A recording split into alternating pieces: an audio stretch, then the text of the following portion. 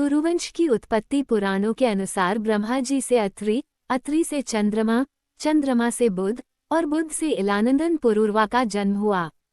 पुरूरवा से आयु, आयु से राजा नहुष और नहुष से ययाति उत्पन्न हुए। ययाति से पुरु हुए। पुरु के वंश में भरत और भरत के कुल में राजा कुरु हुए। कुरु के वंश में शांतनु का जन्म हुआ। शांतनु से गंगानंदन भीष्म उत्पन्न हुए। उनके दो छोटे भाई और थे चित्रांगद और विचित्रवीर्य। ये शांतनु से सत्यवती के गर्भ से उत्पन्न हुए थे। शांतनु के स्वर्गलोक चले जाने पर भीष्म ने अविवाहित रहकर अपने भाई विचित्रवीर्य के राज्य का पालन किया। भीष्म महाभारत के प्रमुख पात्रों में से एक हैं। ये महाराजा शांतनु के पुत्र थे। अपने पिता को दिए गए वचन के कारण इन्होंने आजीवन ब्रह्मचर्य का व्रत लिया था। इन्हें इच्छा मृत्यु का वरदान प्राप्त था। एक बार हस्तिनापुर नरेश दुष्यंत आखेट खेलने वन में गए। जिस वन में वे शिकार के लिए गए थे उसी वन में कव ऋषि का आश्रम था। कव ऋषि के दर्शन करने के लिए महाराज दुष्यंत उनके आश्रम पहुंच गए।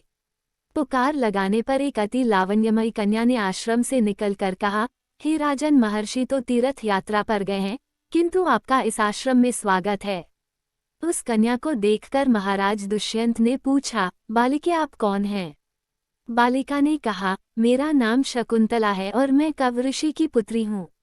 उस कन्या की बात सुनकर महाराज दुष्यंत आश्चर्यचकित होकर बोले, महर्षि तो आजन्म ब्रह्मचारी हैं, फिर आप उनकी पुत्री कैसे ही?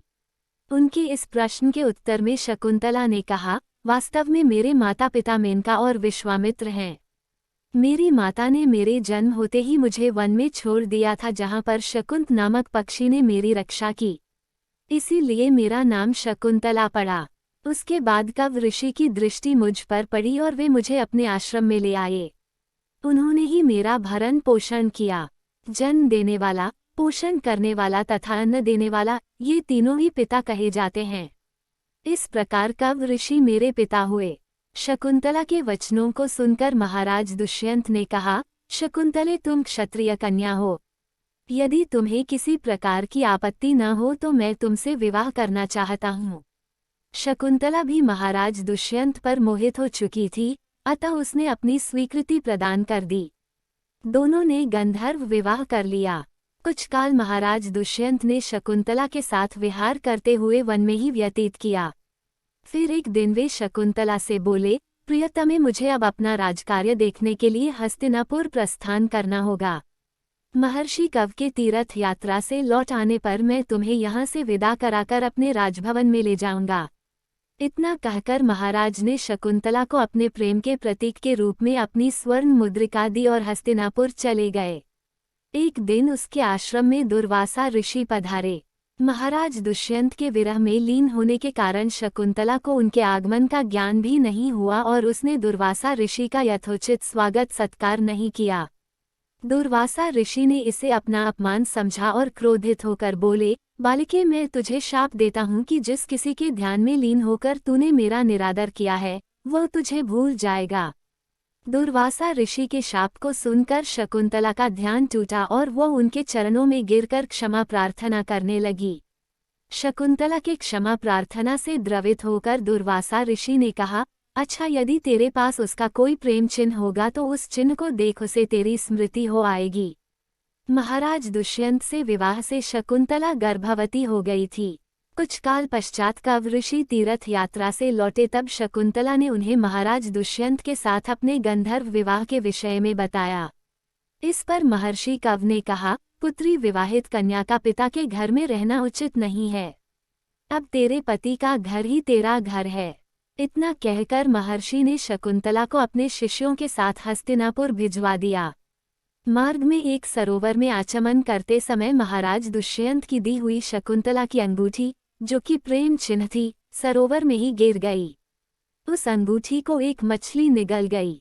महाराज दुष्यंत के पास पहुंचकर कव ऋषि के शिष्यों ने शकुंतला को उनके सामने खड़ी करके कहा, महाराज, शकुंतला आपकी पत्नी है, आप इसे स्वीकार करें। महाराज तो दुर्वासा ऋषि के शाप के कारण शकुंतला को विस्मृत कर चुके थे, अतः उन्होंने शकुंतला को स्वीकार नहीं किया और उस पर कुल्टा होने का लांछन लगाने लगे। शकुंतला का अपमान होते ही आकाश में जोरों की बिजली कड़क उठी और सबके सामने उसकी माता मेनका उसे उठा ले गई। जिस मछली ने शकुंतला की अंगूठी को निगल लिया था, एक दिन वह एक मछुआरे के जाल में आ फंसी। जब मछुआरे ने उसे काटा तो उसके पेट अंगूठी निकली। मछुआरे ने उस अंगूठी को महाराज दुष्यंत के पास भेंट के रूप में भेज दिया। अंगूठी को देखते ही महाराज को शकुंतला का स्मरण हो आया और वे अपने कृत्य पर पश्चाताप करने लगे। महाराज ने शकुंतला को बहुत ढूंढवाया किंतु उसका पता नहीं चला।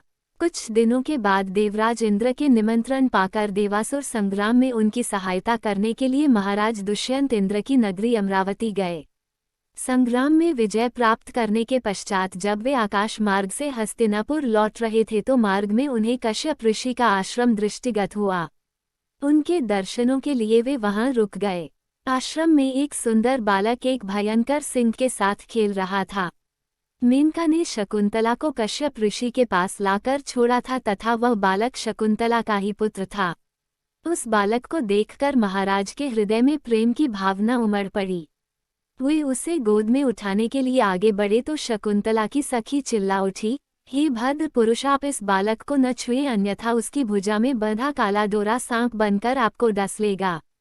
यह सुनकर भी दुष्यंत स्वयं को न रोक सके और बालक को अपने गोद में उठा लिया। अब सखी ने आश्चर्य से देखा कि बालक के भुजा में बंधा काला गंडा पृथ्वी पर गिर गया है। सखी को ज्ञात था कि बालक को जब कभी भी उसका पिता अपने गोद में लेगा वह काला डोरा पृथ्वी पर गिर जाएगा। सखी ने प्रसन्न होकर समस्त वृतांत शकुंतला को सुनाया। शकुंतला महाराज दुष्यंत के पास आई। महाराज ने शकुंतला को पहचान लिया। उन्होंने अपने कृत्य के लिए शकुंतला से क्षमा प्रार्थना किया और कश्यप ऋषि की आज्ञा लेकर उसे अपने पुत्र सहित अपने साथ हस्तिनापुर ले आए। महाराज दुष्यंत और शकुंतला के उस पुत्र का नाम भरत था। बाद में वे भरत महान प्रतापी सम्राट बने और उन्हीं के नाम पर हमारे देश का नाम भारतवर्ष हुआ।